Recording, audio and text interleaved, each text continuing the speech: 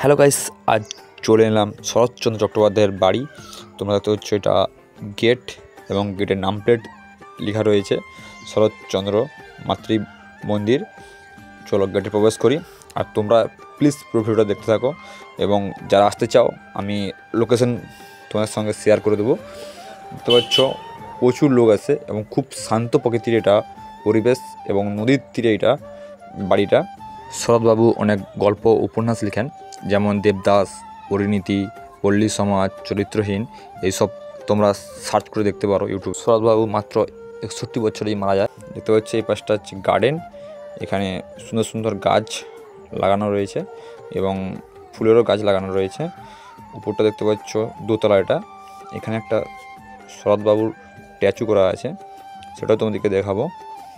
দেখতে পাচ্ছ উপরটা, এখানে কিছুদিন আগে মেলা হয়েছিল, সেটা হয়ে যাওয়ার পরে আমরা এসেছি। এখানে তো শরৎচন্দ্রবাবুর ফটো এবং সাইডের স্ট্যাচু দাঁড়ানো আছে, এখানে বসতেন এবং এখানে মায়ের ছবি মনে হচ্ছে, আর খুব সুন্দরভাবে পরিষ্কার করা জায়গাটা।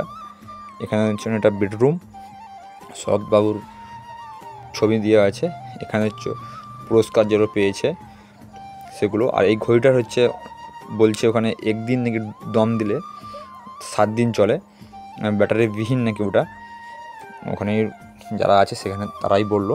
উপরটা দেখতে হচ্ছে কাঠের দিয়ে ছাদ, উপরটাও তোমাদেরকে দেখাবো। চলো, এখানে দেখো একটা বসার সোফা রয়েছে এবং এখানেও একটা বেডরুম রয়েছে। আর এই পাশটা তোমাদেরকে দেখো, এই পাশটা দেখতে পাচ্ছ একটা মন্দির, রাধাকৃষ্ণের একটা সিংহাসনের উপর বসে আছে। চলো পিছনটা তোমাদেরকে ঘুরে দেখাই। চলো, এখান থেকে মনে হচ্ছে সিঁড়ি রয়েছে উপরে ওঠার জন্য। এই পাশটাও খুব খালি জায়গা রয়েছে, এই দেখতে পাচ্ছ তোমরা সিঁড়িতে উঠতেছি। সিঁড়িতে উঠে এখানে ব্যালকনির মতন চারধারেই ব্যালকনি করা রয়েছে, আর খুব নিচেটা দেখতে পাচ্ছ পরিষ্কার এবং চকচক করছে পাথরের মতন। এখানে একটা বেডরুম। চলো সামনেটা, এখানে বসার চেয়ার করা আছে, কিন্তু বাট কন্ডিশন খুব খারাপ জন্য দড়ি বাঁধা রয়েছে, বসা নিষিদ্ধ। নিচের ভিউটা দেখো, প্রচুর লোক এসে এখানে ঘুরতে, খুব শান্ত প্রকৃতির জায়গা না।